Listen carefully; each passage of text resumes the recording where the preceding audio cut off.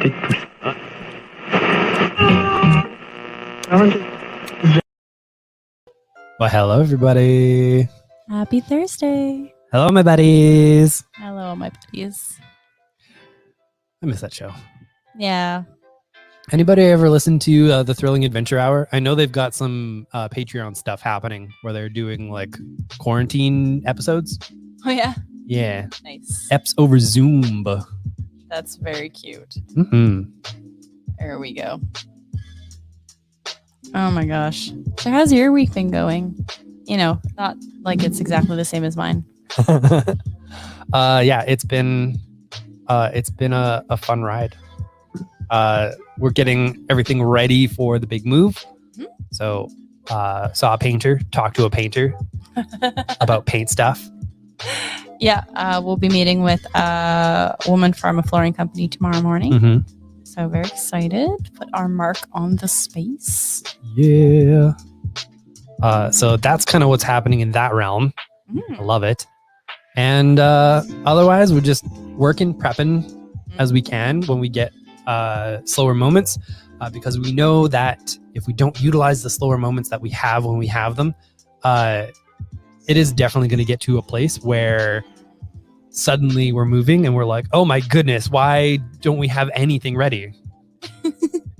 Yeah, at this point, I feel like I'm on track and I'm in control of things, but that could very easily change. Yeah.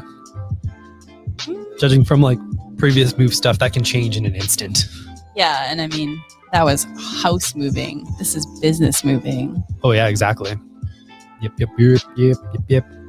Hi, Ben. Sorry I missed you. Hi. We'll get you your books next week. Exactly. We got all the good stuff for you. Mm-hmm. I'm a little low energy right now. I have to say, I've made myself some tea. I'm gonna kind of ease into the evening. This is why. Okay. Clink clink. Yeah, I know. I'm trying to break the podcast rules, but I don't know if that changes if you can actually see one. If you can see. Well, if you're live streaming, you can do whatever you want because it's live, baby. Yeah. Yeah, breaking the rules. I also have my favorite mug. So, yeah. Yeah, that guy's a dink. Mm-hmm. Rar. Hi. I hope everybody's been having an okay week. I know it's been some rainy days, and that doesn't help those of us with seasonal affective disorder. Gray days make gray brains. Yeah. Yeah. Ooh, fancy. I know, right? Where did you go? TM. TM. Yeah, no. So I'm looking forward to the new space, but I know the next 3 weeks are going to be a lot. Yeah. So let's get into it because it is Thursday and we have some picks of the week. Indeed. Before we get to that. Oh, yes. Sorry about that. No worries. We've been watching some stuff, some pop culture stuff. Oh, right. Yeah, we haven't talked about like television in a while. On a Thursday. Yeah. Okay. Let's slow it down. Yeah. Folks out there, have you all seen Loki yet? We're going to do some mild spoilers for that. Yes. Because we watched it last night. We're intending to watch Loki before we go to work on Wednesday, just because how a lot of that goes for us. Mm-hmm. There was a lot of folks asking about it on Wednesday, and we like having conversations with folks, which is why we're going to do that right now as well. If you haven't seen Loki, we're not going to do hard spoilers. We're just going to go with our guts. What are we thinking? Amazing cast. It was ridiculous. Yeah, it had like legit movie actors. Yeah. Still weird to see Owen Wilson in a Marvel thing. Yeah, and like a serious role, like comparatively. Yeah, exactly. He's not being a big goofus. Yeah, I don't know. He's just being a dude, which is very weird. A time dude. Yeah, that was pretty cool. Yeah, these things happen when you're a time dude. I like the aesthetic of the TVA. The time variance something. Association? I don't know. Sure, why not? Very like 60s, 70s, a lot of earth tones. Yeah, super great aesthetic. I really like how they're writing that, because that's where you get sort of the best stuff that Marvel's putting out, is when they do the good aesthetics, when they have a thing and they kind of stick to it. Mm-hmm.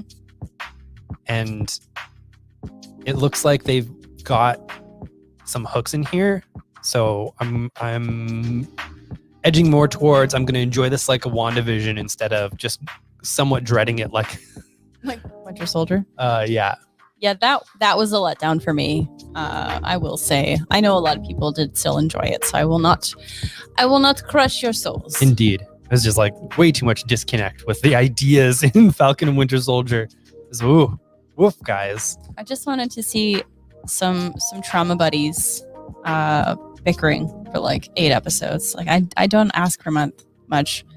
Hi. I don't ask for a month. Oh my god, I don't have the spray bottle, but I do have my hand. So whoosh. Come on, buddy. Go. Come in. Butts. You Maximilian. can have Tom. Of course, butts. Wouldn't be a show without Max's butthole. Check it out, everybody. My day was great. Yeah, he's just telling everyone about his day. Good lord, on, dude. You are a difficult man, Max. Oh. Good boy. Yeah, we have also been watching Sweet Tooth. Yeah, we're about halfway done that. Yes, and that is wonderful. Absolutely. I like describing it as a post-apocalyptic fairy tale, because that's how it feels like. There's like a gentleness to it, like a pinch of pushing daisies, but with existential dread.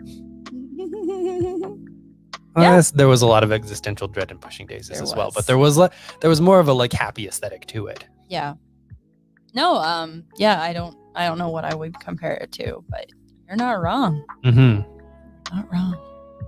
So yeah, we're looking forward to finishing that. We'll discuss spoilers of both of those at a later date, because like it's still early days. Yeah. Like within the first week. Yeah, no, that's Silly. not cool. That's not cool. That's just silly. No, I will say it was nice to see Tom Hiddleston back on screen, but also odd because it's been so long. Indeed. So, good for him. Yeah, exactly. To put on the Asgardian leathers again. Wow, no. We're fine. You gonna wreck your computer? Just a little bit. No. I'm Just gonna move that though. I'm gonna move it just in case, but Zoot. wow. Zoota lores. Zoota lores indeed. Sasufi Zoota lores. Heck. Okay, well, I don't have a napkin, so this table is older than both of us put together. So honestly, it's seen tea, seen its share of tea. Indeed. All right, let's get to some picks. Who's going first? Me. Okay, sweet. Let's go happy. My picks are very opposite ends of the spectrum, but they're tied together. Yes. All right. So we start with past picks. Yes. Yes, we do. We've only done this, for like how many months? You gotta leave them waiting. I know. Gotta beat the hook. All right. I pick Shadow Service. Yay! Which is super, super fun. And I will read you the solicit, and then I will tell you why I like it. Sure, she's a witch who worries that her powers make her more of a monster than the crook she's trying to catch. But it's not like London's criminal underworld. It's literally going to hell. Is it? It's so great.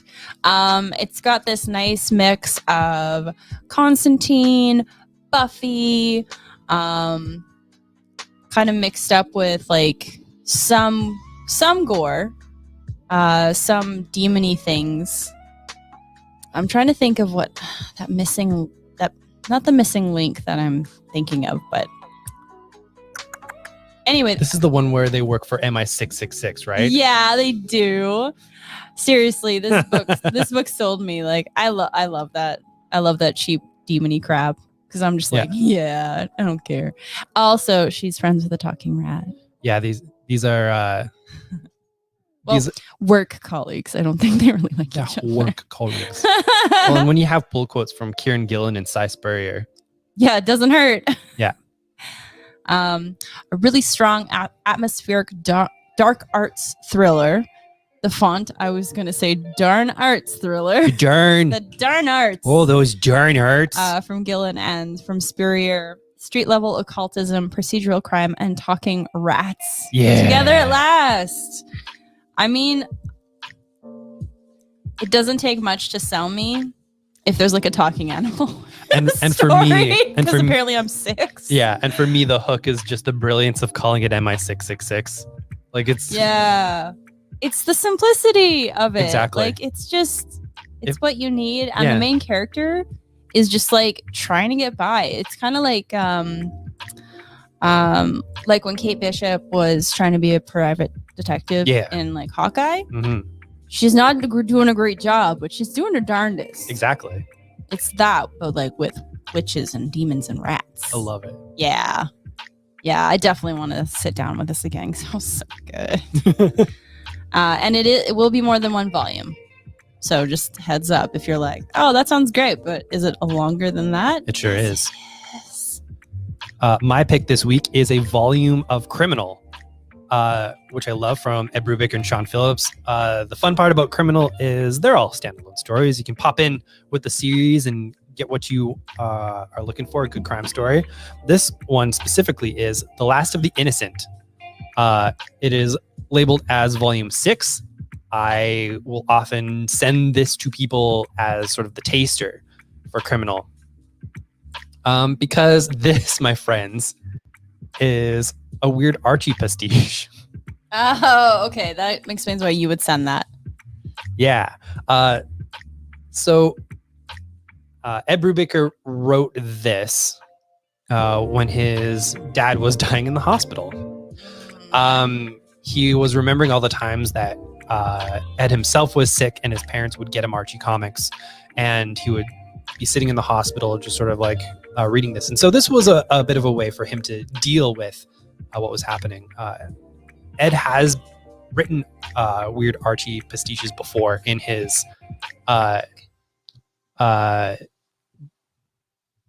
book called Low Life that he did when he was just starting out as a cartoonist. Yeah. Oh my gosh. Indeed.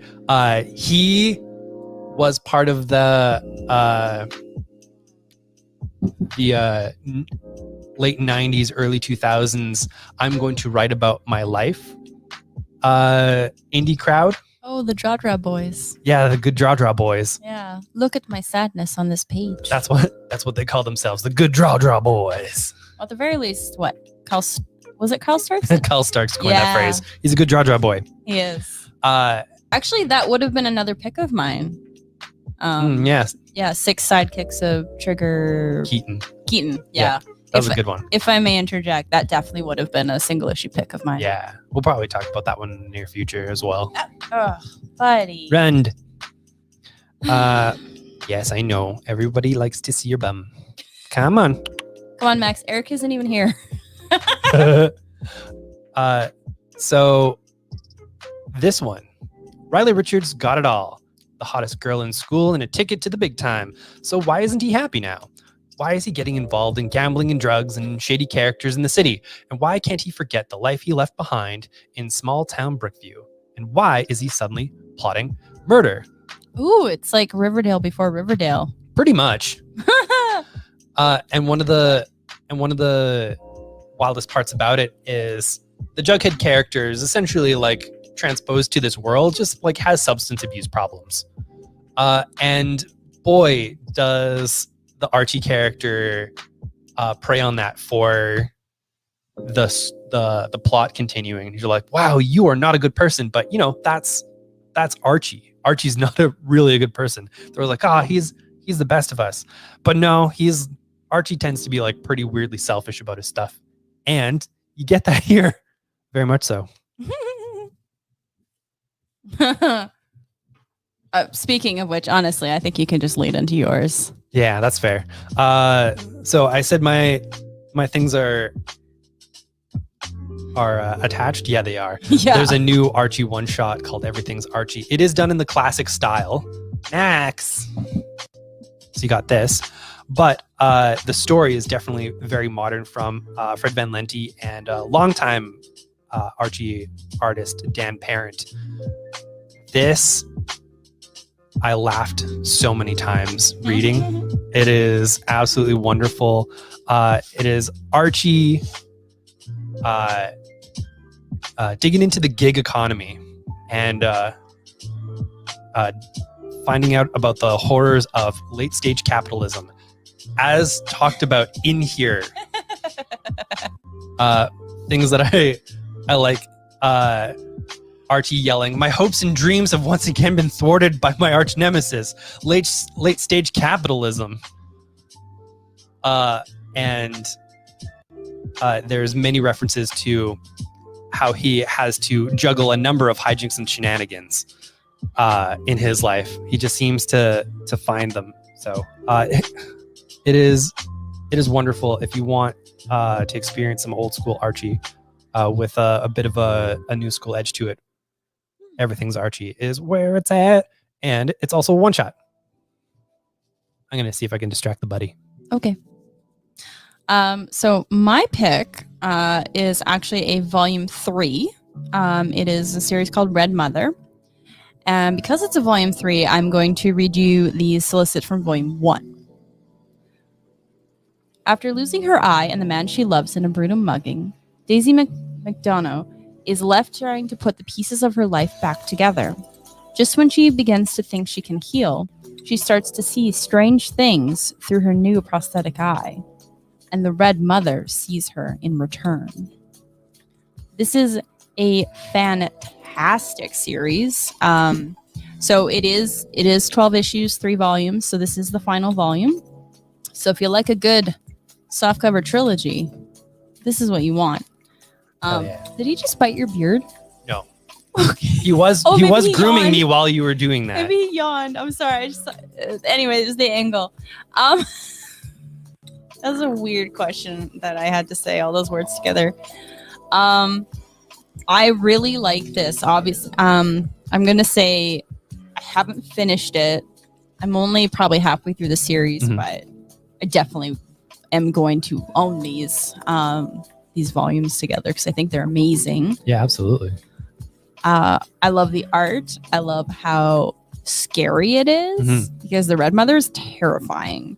And so there are these panels where everything's normal, but then she like blinks and she sees just horrible, horrible things because of her prosthetic eye and all the things that go wrong with that. Yeah, it's pretty wild. Not to mention that, at least early in the series, no one believes that her paramour was ever there. I think I haven't read the early stuff in a while, but he basically gets murdered and they're just like, he's probably fine. He probably went on vacation. Yeah, don't worry about it. What? So it's like really dark and really good. Yeah, I like it. All right, dude. Hi, dude. Seriously. Max is calling an end to this. He really likes spending time on Brandon's lap. Don't sit on the buttons. Do not. Don't sit on the buttons. So he's just trying to find space, and there's no space right now. No. So unfortunately, this does call the show to an end because I don't want him to sit on the soundboard. So I'm letting him. It's happened lick my before. arm. It's so funny. It has. I did like the one show though that Jim ran across the soundboard, and it was the perfect button to have pressed. Yeah, that was really funny. Amazing. I thought you pressed it in preparation of her. And no.